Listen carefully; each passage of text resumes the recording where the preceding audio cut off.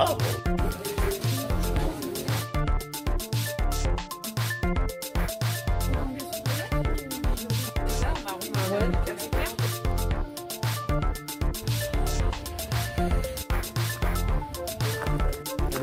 là on se retrouve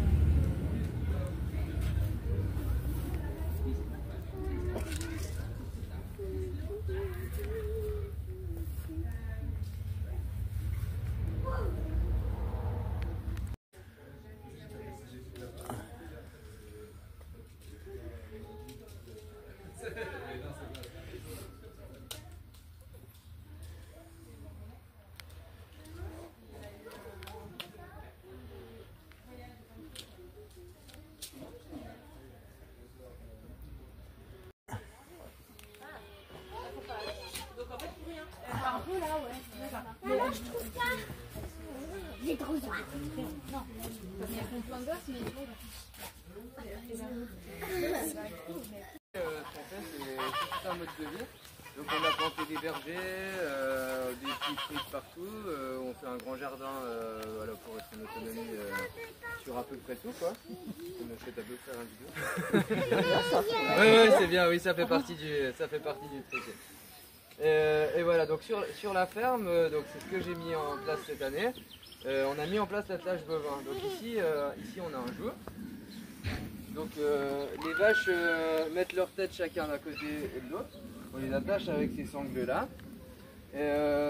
Donc en fait on peut attacher différents outils. Donc il y a l'attelage en double, enfin en paire. Donc l'attelage en paire, ça va être pour des matériaux des trucs un peu plus lourds, type le tombereau. Donc le tombereau c'est quelque chose qui sert à vider le fumier. Ou alors tirer la charrue qui est juste là. Ça c'est des travaux qui demandent un peu plus d'effort. Voilà.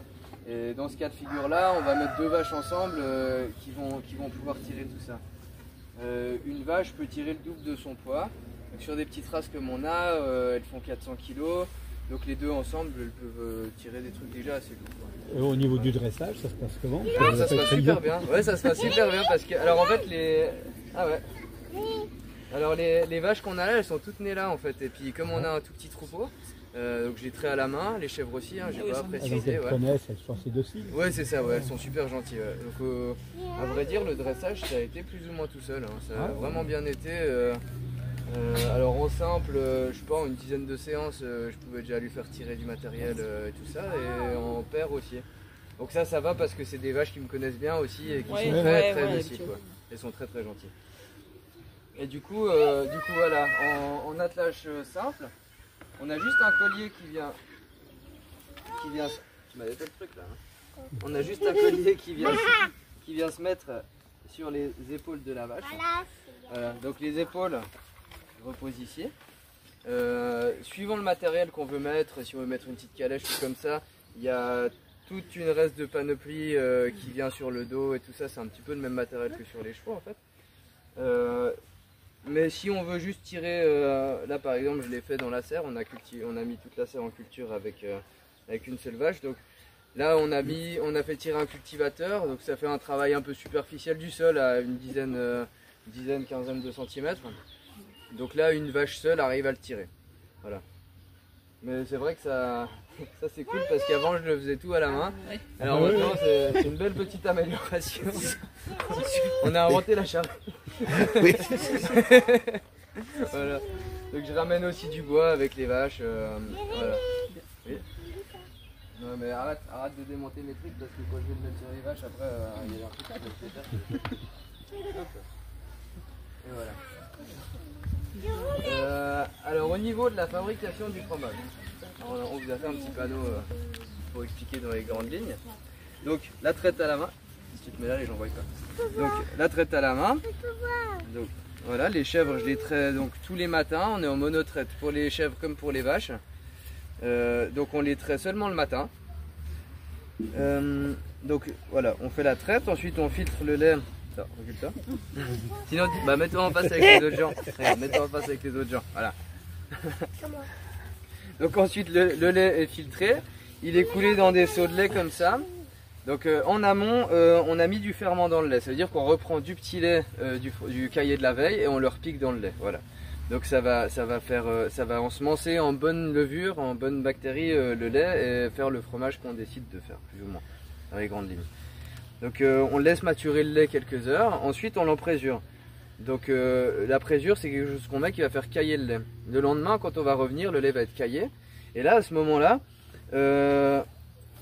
on va le mouler à la louche dans les moules à fromage qui sont là. Il va s'égoutter une journée, ensuite il va être retourné, il va s'égoutter une autre journée, et ensuite on va le démouler sur des grès. Ensuite, du coup, c'est un processus de ressuyage. Il y a encore un peu de petit lait qui va couler. Et puis ensuite, on va le mettre. Qu'est-ce qu'on dit, on va les retourner. En fait, tous les jours, ils sont retournés. Donc, au début dans le moule, et ensuite ils sont retournés sur les grès. Donc ensuite va commencer un processus d'affinage. Au moment où les fromages sont retournés après le ressuyage, ils vont commencer à s'affiner sur des grès. Et ensuite on va les mettre s'affiner en cave, voilà, sur des planches de bois, et pareil, ils vont être retournés tous les jours. Voilà. Ça permet d'avoir un affinage. Alors nous, on cherche pour les mi-secs à avoir un affinage de 2-3 semaines. Donc les frais, eux, ils sont pas affinés, hein, c'est à la sortie du moule. Donc le processus de ressuyage et tout ça que j'ai décrit, ça s'arrête là en fait, ça s'arrête au moment du démoulage. Et pour les secs, donc là on n'en a pas encore parce que la lactation a recommencé un petit peu tard et ça prend un mois et demi, voilà, pour faire un sec. Voilà. Donc je pense que l'affinage, c'est un processus qui est indispensable pour faire un bon fromage. C'est ça qui va tout donner le goût à un fromage, quoi. Voilà. Est-ce que vous avez des questions sur la fabrication du fromage? Non.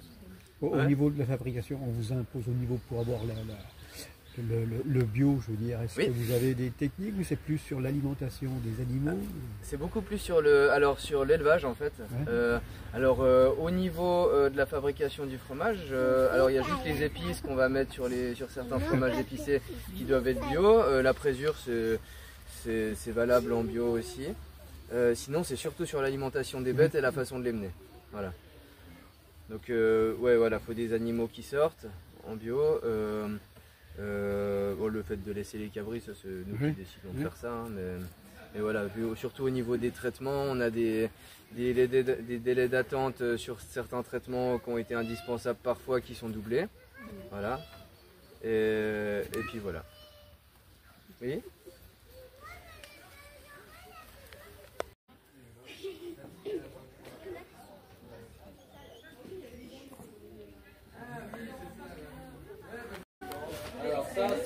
C'est notre caisse, exactement. Donc ça sera 10,50. Oui. Oui, on prend la carte.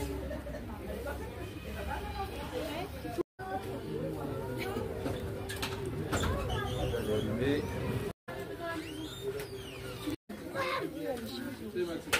On est tout bon. C'est du miel avec des amandes clarifiées. C'est un petit goût un petit peu comme des pâtes tartinées. Vous avez un petit arrière-goût comme ça en bouche. Voilà. C'est très bon. C'est très original. C'est super bon. Là, vous avez quelques petits qui ont été faits par la grand-maman. Voilà. Les jus de pommes. Vous êtes propriétaire? Non, moi je suis de la famille. Je suis venu en renfort parce que les propriétaires font la visite. Ah oui, c'est le monsieur qu'on a vu, Exactement, c'est le jeune homme qui est juste derrière nous. Voilà.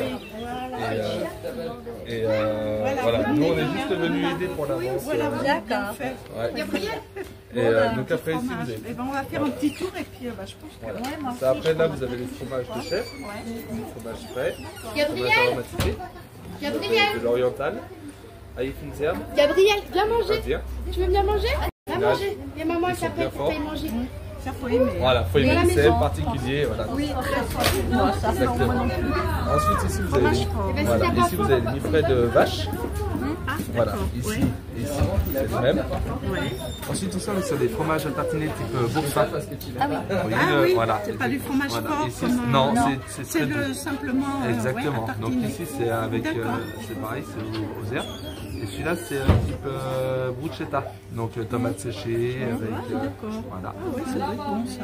Et ici, vous avez les frais de vache. D'accord. Voilà. Ici, vous avez le côté vache et ici, le côté chèvre. Ah oui, d'accord. Ça, c'est de vache. donc, Oui, exactement.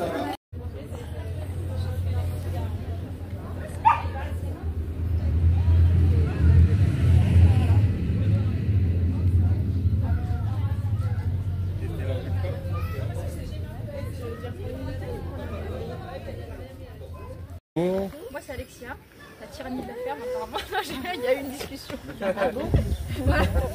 Donc, mais non. Il me semblait. Oui, voilà, ouais. Donc, on est agriculteur avec mon mari. Alors, nous, notre particularité, c'est qu'on a une toute petite ferme, on a échelle familiale. On n'a que 4 hectares sur l'exploitation. Non, c'est pas beaucoup. Mais on a essayé d'optimiser voilà, au maximum cette surface tout en continuant de respecter le vivant qui est sur place. Donc l'activité principale, c'est l'élevage de chèvres et la fabrication de fromage. On a aussi quelques vaches. Mon mari a des ruches, fait du jus de pomme. Et puis on fait des activités auprès des enfants. Alors cette année c'est un petit peu particulier, on a hésité à maintenir notre participation de ferme en ferme parce qu'on a eu un coup dur un petit peu sur la ferme. On a eu des soucis sur le troupeau de chèvres et donc on a une baisse de production de lait assez énorme parce qu'on voilà, n'a plus de quoi produire pour les marchés.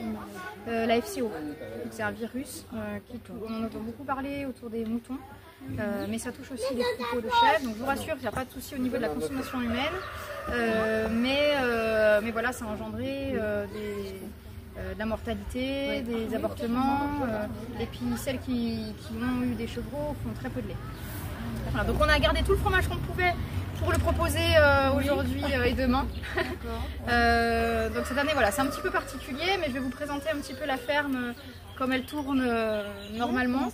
Et puis après, voilà, avec Maureen s'est toujours dit qu'on ne mettait pas tous les œufs dans le même panier.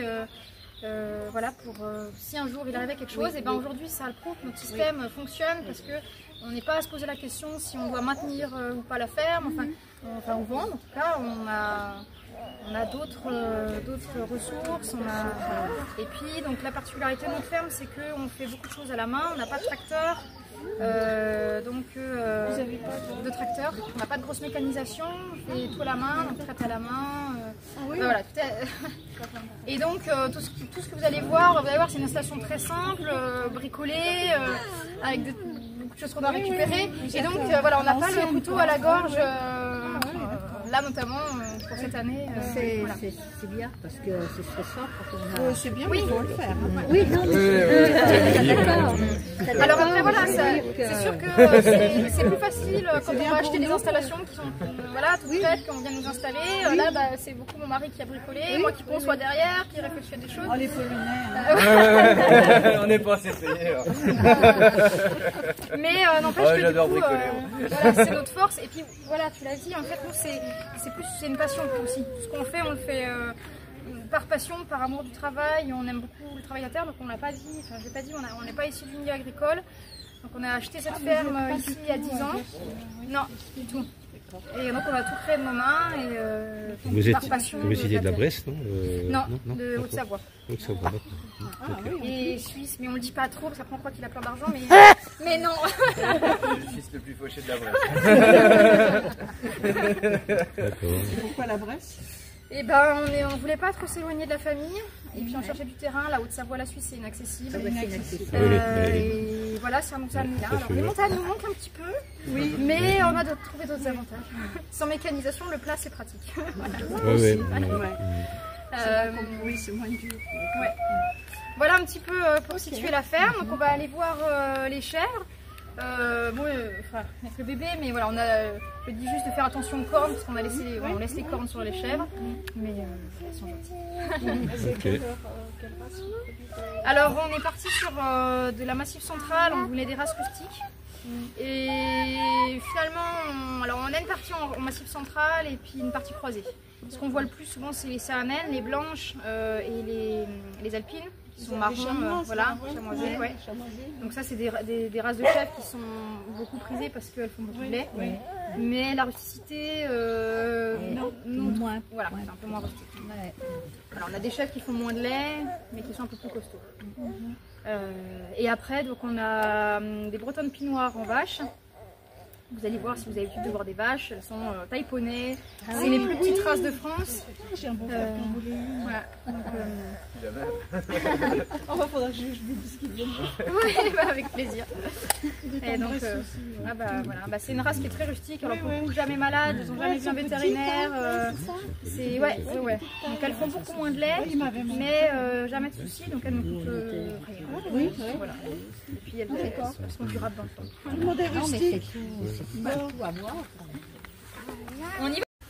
Donc ça c'est la chèvrerie, voilà, donc installation très simple. Donc on fait le stockage du foin, voilà, il y a plus de foin pour cette période, mais on stocke le foin dans la pièce d'à côté.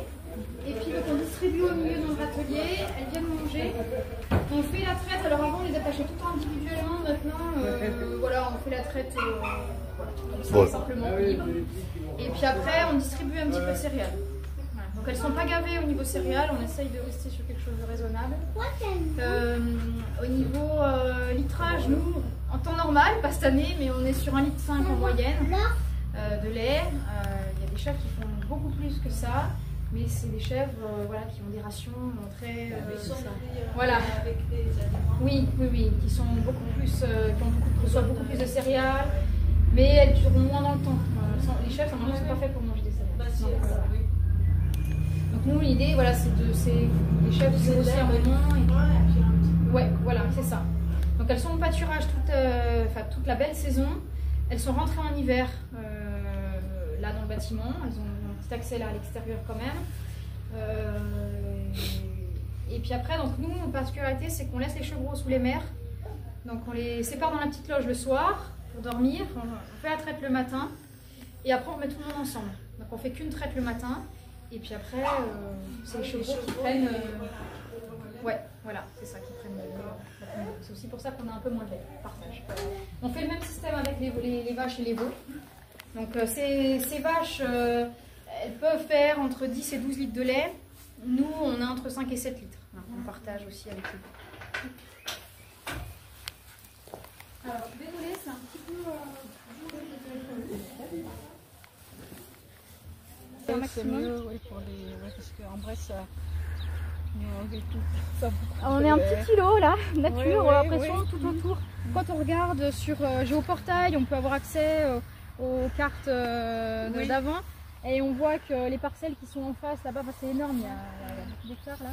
Et on voit les anciennes traces de haies encore. Mais c'est quand tout a été arraché. Le remembrement, c'est dans les années 80. Donc voilà, on essaie de faire attention à tout ce que Alors avec les chèvres, c'est pas toujours évident. Non. On a planté notre verger ici. Il s'est déjà fait raser plusieurs fois. Voilà. Maintenant c'est bon. J'adore. Oui, mais elles aiment bien les écorces aussi. Donc elles viennent se frotter les cornes, elles écorcent tout l'arbre et puis c'est fini. Les chèvres, c'est parti. Un petit caractère quand même. Ouais, c'est sûr.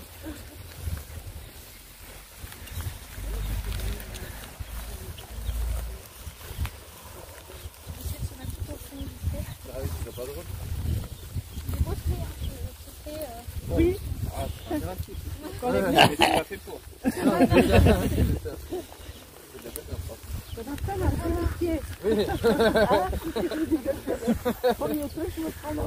vous ai dit que j'allais vite venir. Donc voilà les petites vaches. Donc vraiment, vous vous rendez compte, mais elles sont vraiment petites. Oui, elles sont petites. On a eu des jersiaises aussi qui sont réputées aussi pour être petites. Mais elles sont vraiment petites, ça fait des jersiaises. Et ça, c'est breton, non? C'est des bretonnes? Oui, elles sont il me semblait, bretonnes pinoires, elles sont vraiment originaires de Bretagne. Après, nous on aime beaucoup parce que comme je disais, c'est des races qui sont jamais malades, aucun souci, même rustique, pour les vélages. Donc, alors après, comme toutes les races rustiques, elles ont leur petit caractère. Ça va pas être les grosses laitières posées. Oui, voilà. c'est pas la... Oui, la Montbéliarde. Ouais. Et c'est des races mixtes aussi, il faut préciser. Donc, et donc les biquettes sont là-bas. Et les chèvres ont décidé d'aller vraiment tout au fond. Les biquettes sont au fond.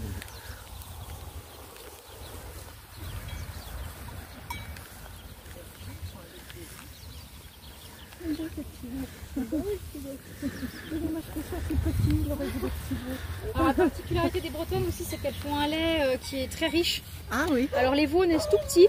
Et puis ils grandissent vraiment très vite parce que le lait, est très gras. D'accord.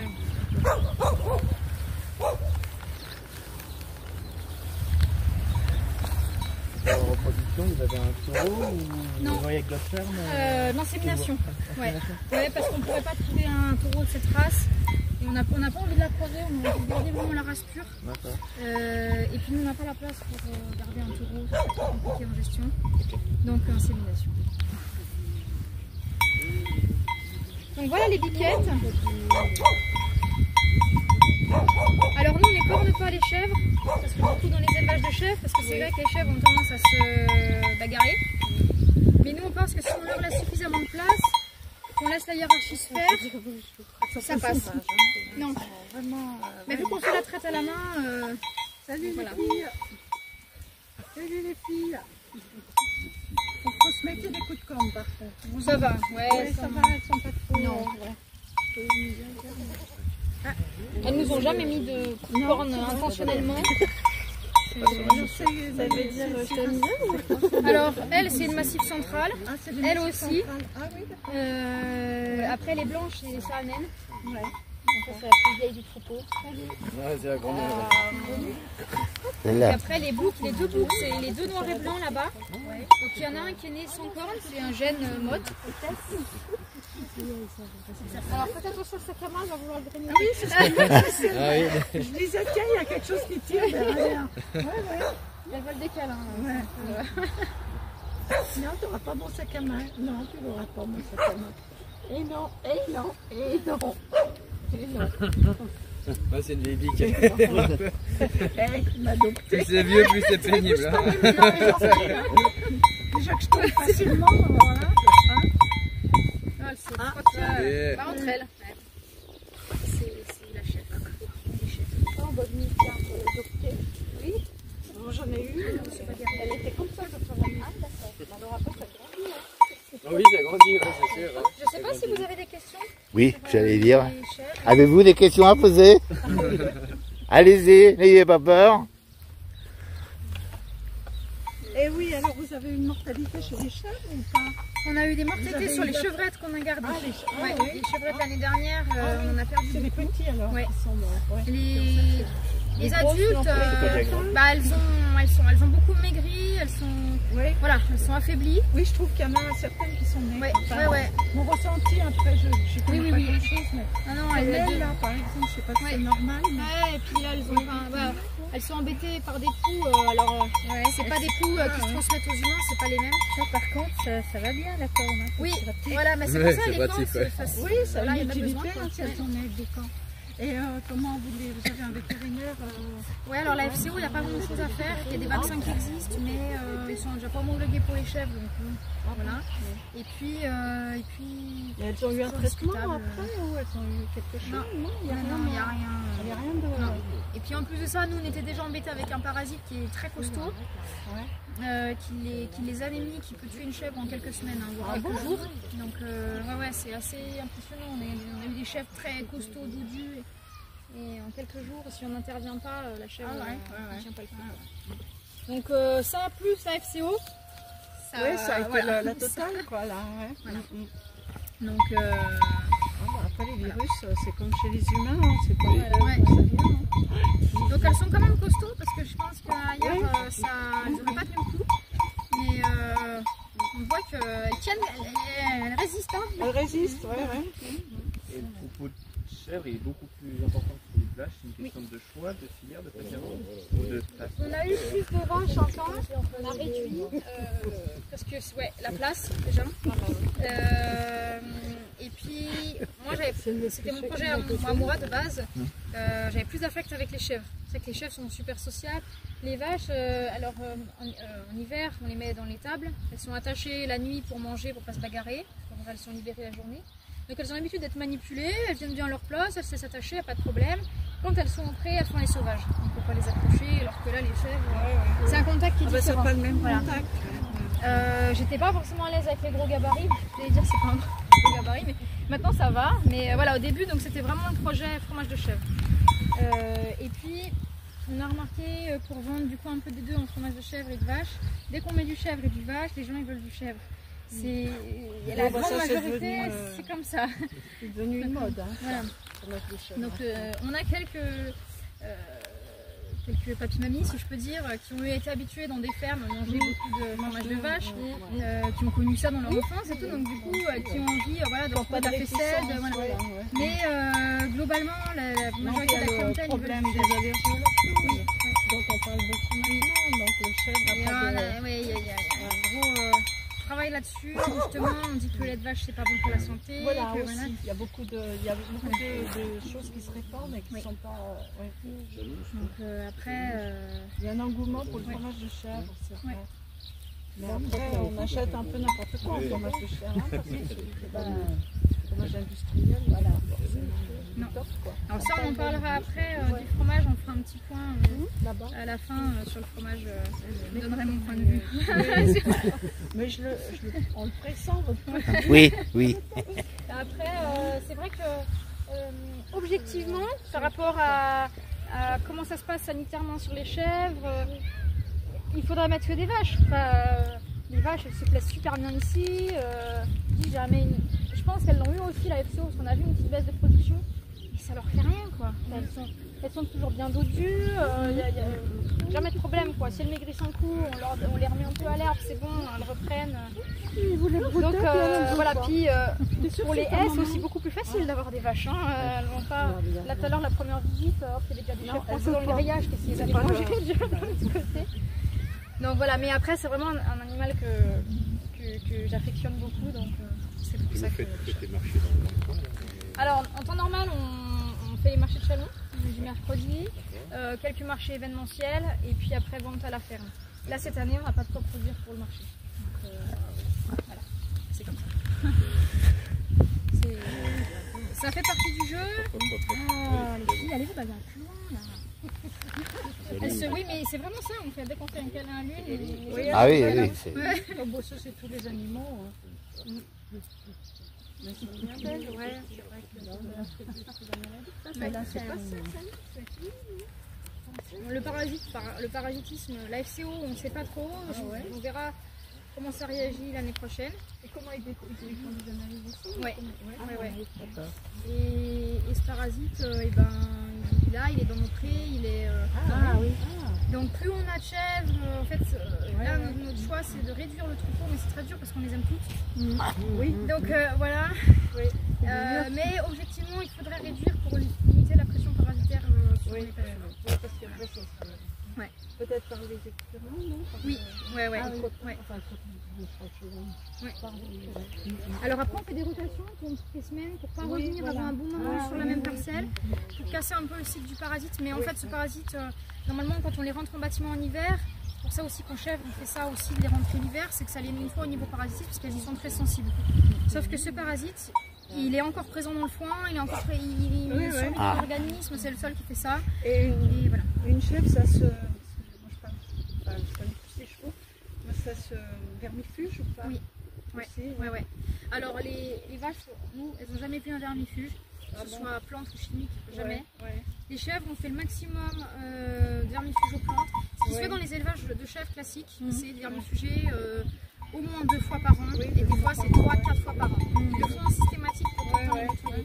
Moi, je suis pas fan de cette méthode, parce qu'au bout d'un moment, les parasites, c'est comme nous les humains, les poux, tout ça, ils s'y font en fait, ça produit. Ils s'y font très vite, il y a des résistances qui se développent.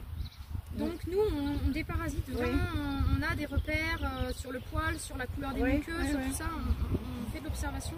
Quand il y a besoin, Voilà, on intervient. Voilà. Mais on essaie de le faire le moins possible. Systématiquement. On travaille là beaucoup aussi avec les plantes. On essaye d'utiliser déjà des vermifuges aux plantes, huile essentielle, tout ça. Et quand ça marche plus, on essaye de... Enfin voilà, en dernier recours, on va faire au chimique. Voilà. Ah, mais elles vont prendre le dessus. Oui, faut espérer. On voit qu'elles tiennent déjà bien. Est-ce que le fait d'avoir déjà une fois le parasite, ça peut donner une certaine résistance pour les prochaines fois? Oui, mais après elles l'ont tout le temps ce parasite là, il repart pas parce que même là les antiparasitaires même chimiques, on avait gardé sous le coude en disant vraiment quand il faut sauver une chèvre on utilisera celui-là et même ceux-là ils fonctionnent quasiment plus. Donc, voilà. Mais la chèvre c'est comme les vaches, elles ont des parasites. On diabolise les parasites, que ce soit même chat, chien, tout ça. Mais en fait, les animaux, ils peuvent vivre avec, ils savent vivre avec et le gérer et s'autoréguler. Mais les chèvres, c'est quand même très sensible aux parasites. Donc voilà, nous, on essaye de faire le plus possible qu'elles soient résistantes, mais Qu'est-ce qu'il y a? voilà. Et vous n'êtes pas obligé Alors, on me pose je pose la question parce qu'elle a des trous dans les oreilles. Là, parce que normalement, c'est obligé de mettre soit deux boucles, une boucle à chaque oreille, soit une boucle à l'oreille et un pâturon. Mais moi j'en ai marre des pâturons. Je suis un peu rebelle sur ça. Ah oui. Ça me gonfle. En fait, elles se les arrachent. Elles se les arrachent. Alors il y en a qui ont les oreilles toutes déchiquetées parce qu'on a des grillages. Les chèvres, les vaches, c'est pareil, ça tient rien. Elles se les arrachent toutes. Donc alors en fait on n'a pas d'aide pack, on n'a pas d'aide de l'Europe. En fait, vu qu'on ne demande rien. Après, il pourrait nous dire, bon, concrètement, moi les vaches, elles ont les deux oreilles déchiquetées, je la mets où le donc, je pose la question parce qu'elle a des... Voilà, alors les chèvres, C'est pas grave. Elle a le droit. Oui. Mais voilà, elles ont quand même leur pâturon. Moi, je les connais toutes, elles ont tous leurs prénoms et j'ai une liste avec leurs prénoms et leurs numéros. Donc je sais quel numéro est associé à quel chef. C'est aussi l'avantage d'avoir un petit troupeau, je les connais toutes. Elles sont toutes différentes, il n'y en a pas une qui se ressemble. Là, on a 20 mères. Ouais, on a eu une trentaine de mères et on a déjà réduit. Ouais. Alors les chevreaux sont un peu sauvageons. Si vous passez dans d'autres fermes où il y a des chèvres, vous verrez que les chevreaux ils sautent dessus, ils veulent téter les doigts, mais parce qu'ils ont été élevés au biberon. Donc ils ont l'habitude que l'humain soit gentil et qu'ils apportent quelque chose. Là pour eux, on leur casse juste les pieds parce qu'on va les séparer le soir dans la loge. Donc pour le moment, on n'est pas trop leur copain. Mais au bout d'un moment, ils comprennent qu'on est gentil quand même. On est gentil. Ouais. Nous, tout ce qu'on fait, voilà, il y a plein d'élevages où là, toutes les chèvres seraient déjà réformées en saucisson. Les chèvres, elles, c'est une vieille chèvre. Et vous les garderez? On les laisse, ouais. Voilà, c'est nos animaux, on les respecte. Il y a beaucoup de polémiques aujourd'hui avec l'élevage, tout ça, mais je pense qu'il faut trouver un bon équilibre.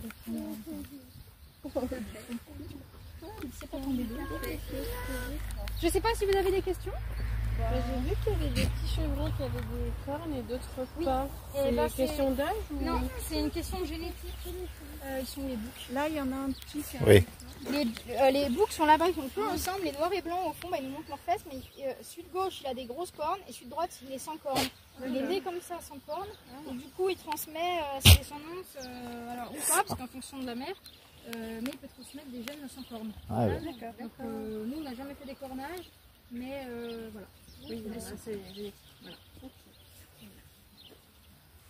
Et après, au niveau des bouchers, des chevreaux, on garde une partie des femelles pour nous, pour du renouvellement. Et les mâles, on les castre et on les... Parce qu'en vrai, il y a beaucoup de gens qui nous demandent d'entretenir leur terrain. Oui. Vu qu'on a une petite ferme, on peut se le permettre. Voilà. On a beaucoup de partout sur notre terrain. D'accord. Les mâles. Ouais.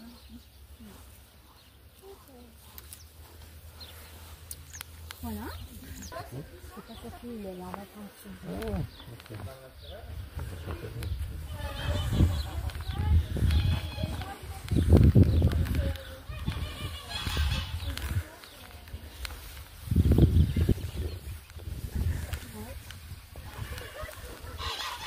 Bah, il y a des marches partout. On va repasser au portail là-bas. Ah oui. Il y a des gens qui ont trouvé là-bas, c'est pour ça.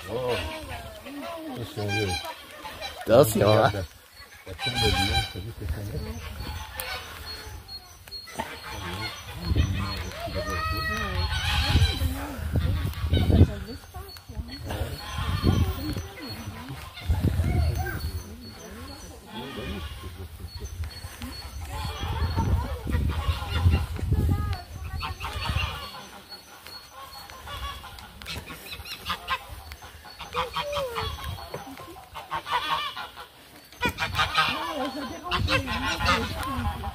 En même temps, elles ont décidé de couper dans le tas de fumier, c'est peut-être pas le meilleur endroit. Oui.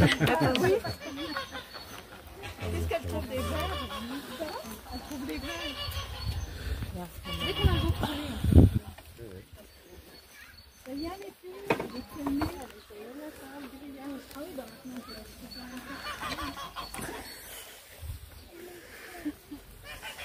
Du coup, je vous ai dit qu'on n'avait pas de mécanisation sur la ferme, mais on a quand même une petite mécanisation archaïque. Voilà, on a décidé de remettre un petit peu l'attelage bovin en pratique sur notre ferme. Ça se faisait beaucoup autrefois, alors beaucoup avec les bœufs principalement. Nous, on n'a pas de bœufs, donc on le fait avec ce qu'on a. Donc les vaches. Ça vous occupe? Ouais, voilà. Et puis en fait, disons que quand on vit de la chèvrerie, puis qu'on est avec nos brouettes, puis qu'on passait devant elle couchée à rien faire, on se dit bon, hein. On va lui donner un coup de main. Hein. Voilà. Et donc voilà. Alors le matériel, c'est ça. Donc ça s'appelle un joug. Voilà. Donc on a la chance d'avoir un joutier vers Mâcon. Qui nous en a fait un sur mesure parce qu'on a une vache qui a une corne qui rentre un peu à l'intérieur, donc c'était compliqué, et donc il nous en a fait un, voilà. Et puis en plus, vu que vous avez vu c'est des petits modèles, les vaches il fallait vraiment, on a trouvé des grands jougs, mais c'était des gros jougs. Donc voilà, on a la chance d'avoir ce monsieur qui nous a beaucoup aussi aidé sur l'attelage. Et donc voilà le tombereau, donc c'est accroché, voilà les deux têtes sont accrochées là avec des sangles. Et puis après, donc ça tire le tombereau qui est là. Et puis en simple, ce qu'on appelle aussi en simple, donc on a un collier fait pour les vaches. C'est un collier spécial, donc petit collier. Hein. Ouais. Et après, donc là vous avez la charrue. Donc ça, voilà, on s'en sert pour notre potager. Oui. Et puis l'ancienne, hein. Il est dressé. Et ben en fait le dressage, vu qu'on avait déjà l'habitude de les manipuler un petit peu, voilà, à l'étable, c'est pas des vaches qui sont tout le temps dans un pré, qui passent juste sur un quai de traite et qui ressortent. Ouais. Finalement ça s'est super bien passé. Ça s'est bien passé. Malgré qu'elles aient du petit caractère quand même. Elles se sont bien laissées. Elles se laissent bien faire. Ouais. Là la difficulté c'est que là elles ont leur veau, donc ça va être de trouver, voilà, que les veaux s'habituent, que les mamans partent et que les mamans voilà, s'inquiètent pas que les veaux soient dedans. Et vous allez faire quoi alors avec votre tracteur? Alors ça, pour vider le fumier. Ah, pour le fumier. Ouais, aider à déplacer des piquets de clouture, voilà, du matériel. Mais principalement pour le fumier. Ouais, parce que le fumier, dedans, ça renfle. Ça en fait pas mal. Oui. Donc c'est vrai qu'on sera beaucoup plus... Et vous achetez votre paille alors vous mettez de la paille? On fait avec le refus de foin. Parce que les chèvres gaspillent beaucoup de foin. Donc la partie qui est propre, on la redonne aux vaches. Donc les vaches recyclent le foin. Et puis ce qui est un peu sale, ou voilà, on paille avec ça. Ah oui, voilà. Vous n'achetez pas de paille? Non, non, non. Voilà, mais du coup c'est vrai que l'attelage, pour des petits modèles de ferme comme nous, en fait ça va très bien, quoi. Alors il y en a qui rigolent, c'est sûr que c'est pas un gros tracteur, mais en fait, voilà, ça va bien, quoi. Si vous, ça vous convient, le reste... Voilà. Oui, ça nous convient bien. Voilà. C'est pas un gros investissement, j'ai pas besoin de me saigner pour... Voilà. C'est un choix de vie après, hein. Oui, bah, c'est sûr qu'après... ça fait combien d'années là que vous êtes là? 10 ans. 10 ans déjà? Ouais. Ah ouais. Nous, tout ce qu'on fait, on le fait par passion. C'est un métier parce qu'il y a une donnée économique, mais c'est avant tout un mode de vie. Oui, puis en vivre aussi, quand même, parce que si vous avez des enfants. Oui, Mais c'est vrai que c'est vraiment une passion. On connaît des gens qui veulent faire ça par conviction, parce qu'ils se disent que c'est bien de se mettre au vert, protéger les enfants. Mais ça marche pas forcément parce qu'ils n'ont pas cette fibre qu'on a nous pour la terre, pour les animaux. Par les animaux. Ouais. Et, parce que voilà, on fait quand même beaucoup de choses. Bah, derrière, on a planté plein de petits fruits. Là, il y a la serre. Juste derrière, il y a le potager. Et puis beaucoup de travail. Enfin, vous verrez, dans une ferme, il y a beaucoup de travail. Mais la mécanisation a aidé quand même les agriculteurs. Alors que vous, c'est des modèles complètement différents, en fait. C'est comme avant. Oui, c'est comme avant, c'est ce que je disais tout à l'heure. Sauf qu'avant, il y avait cette dynamique sociale qu'on n'a pas. Où il y avait les grands-parents, il y avait la famille. Oui, vous êtes tout seul là. Voilà, on est vous tout êtes seul. Voilà, et les voisins qui aidaient quand il y avait un coup dur. Moi qui suis aussi là. J'ai connu ça. Oui, on a connu nous ça. Mais c'est bien ces journées portes ouvertes. Oui, de ferme en ferme. plonge un petit peu dans... Pour vous, comme pour tous. Même pour les plus jeunes. On a hésité à maintenir notre participation. Parce voilà, on va montrer des chefs qui sont pas en super état, on n'a pas grand chose à vendre, tout ça. Et puis après, je me suis dit que c'était quand même important en fait. Juste le contact, puis d'expliquer. Oui, et puis on a un modèle de ferme qui, pour certains, je disais tout à l'heure, ça peut faire rire. Parce que pour des collègues qui ont des grosses machines, ils nous regardent un peu de haut. Ça peut faire rêver aussi. Voilà, et c'est ce qu'on s'est dit. On s'est dit que de montrer autre chose. En fait, il n'y a pas qu'un modèle en agricole, il y en a plein. Et moi, je ne suis pas dans le jugement des autres, donc je pense que... Quand on regarde à la télé certains reportages intéressants, d'ailleurs, il y a beaucoup de jeunes comme vous, enfin, je ne sais pas quel âge vous avez, mais jeunes ou plus jeunes, qui quittent tout. Des postes quelquefois très rémunérateurs pour s'investir dans quelque chose de... En Bresse, il y en a beaucoup. On est arrivé ici, il n'y avait personne, ou très peu de gens. On se disait, oh là là, mais où est-ce qu'on a débarqué? Il n'y a personne dans notre dynamique. Et là, il y en a beaucoup. En quelques années, beaucoup de copains qui ont acheté des fermes avec quelques hectares, qui font leur potager. Et c'est bien aussi de faire revivre ces fermes qui souvent tombaient à l'abandon. Des fermes comme celle-là, souvent maintenant dans les exploitations, ça ne sert plus à rien parce que les tracteurs, quand ils nous livrent le foin, c'est à peine s'ils passent sous les toits. Donc, ça passe là, plus, ça passe pas. Là-bas, c'est. Alors pourtant, le toit est haut, mais c'est juste c'est au centimètre. Et vu la hauteur des machines. Donc souvent, ça ne sert plus à rien. Ils remontent un bâtiment. Mais tout ça, ça a des données économiques. Et en fait, on a des métiers qui ne sont pas très rémunérateurs, il faut dire ce qu'il y a. On ne vend pas de l'or. Donc, moi, je suis partie du principe que j'avais pas envie de dépenser beaucoup d'argent. Voilà, c'est bien que ce soit un bénéfice. Alors, oui. Et puis c'est comme les voitures d'aujourd'hui, tu remets à la poubelle et tu recommences. C'est ça. Toujours, on se lève le matin, il faut que je rembourse, il faut... Comme là, je disais, voilà, cette année, c'est compliqué au niveau de l'atelier chef parce que il n'y a plus de marché. Elle nous coûte quand même parce que en plus il y a eu des soins, mais on arrive à tourner.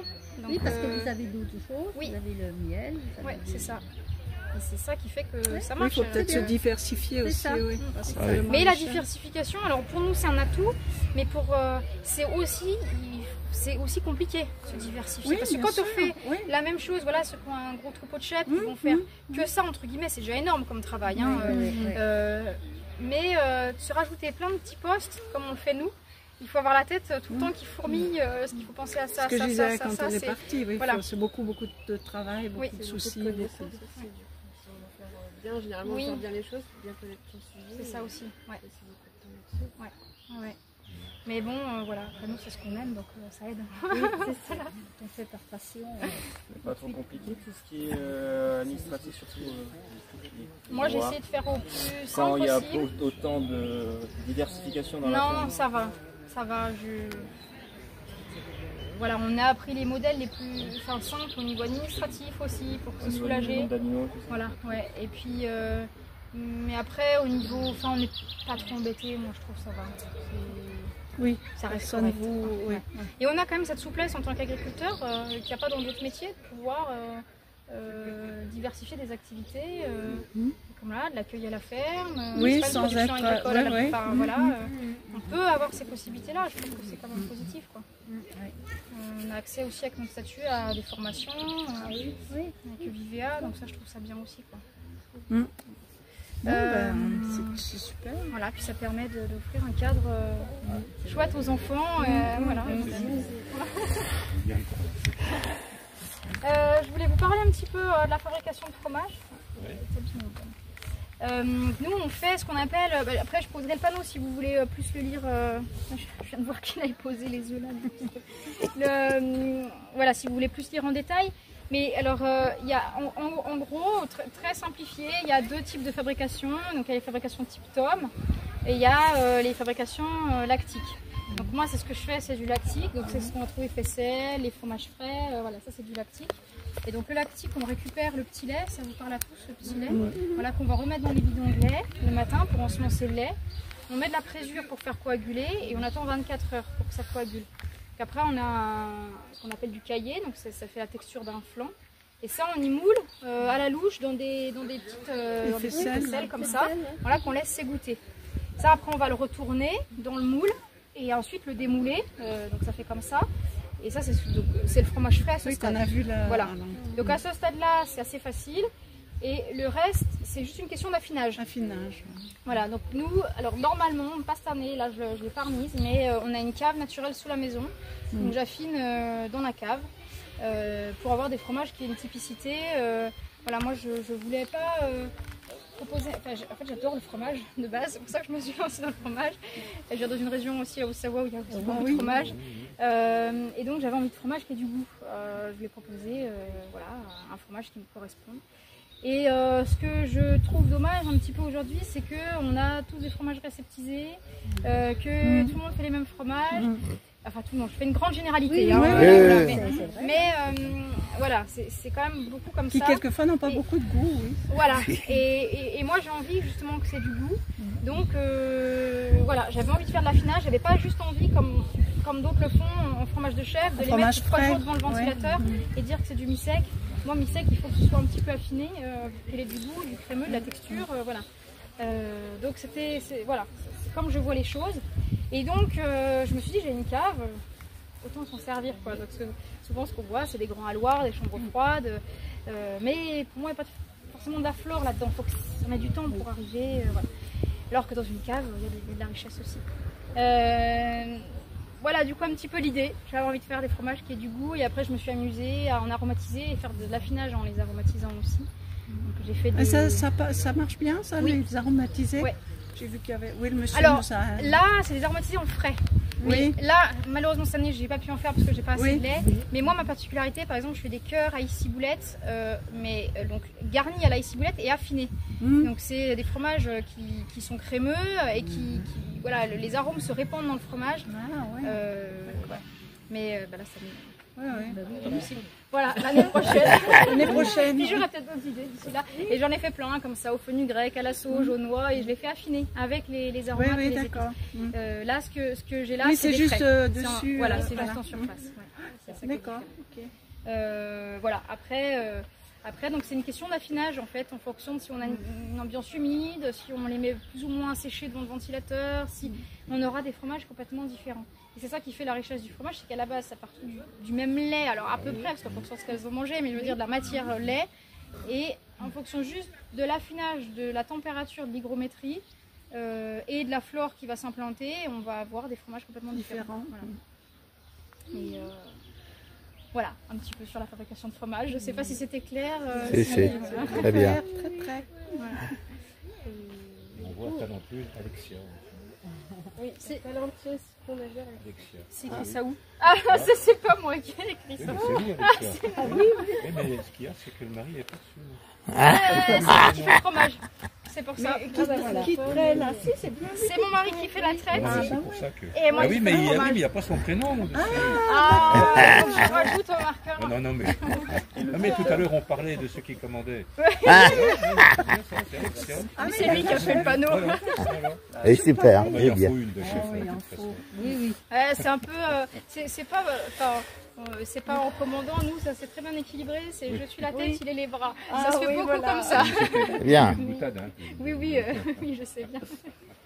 Mais voilà. Des bras, il en faut. Oui, une tête, il en faut aussi. Il faut de tout. Ouais, voilà, c'est pour ça. Donc après, des fois, je dis pas qu'il réfléchit pas et je dis pas que je fais pas, mais globalement, ça se fait beaucoup comme ça. C'est bien si vous avez trouvé votre harmonie, c'est très bien. Vous êtes ouvert toute l'année en vente de produits?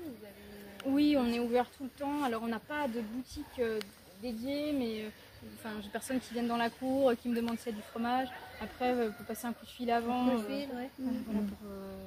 fonction de si j'ai moulé pour avoir des frais, ça dépend ce que vous voulez. Si vous voulez être sûr d'avoir ce que vous voulez, c'est mieux de passer un coup de fil avant. Du coup, ont des enfants, ou pas forcément, mais qui aiment bien, du coup, donc ils viennent à la ferme quand ils veulent, ils viennent voir leurs chèvres, passer un moment câlin dans la chèvrerie. Et puis après, moi j'envoie des nouvelles, groupées et individuelles.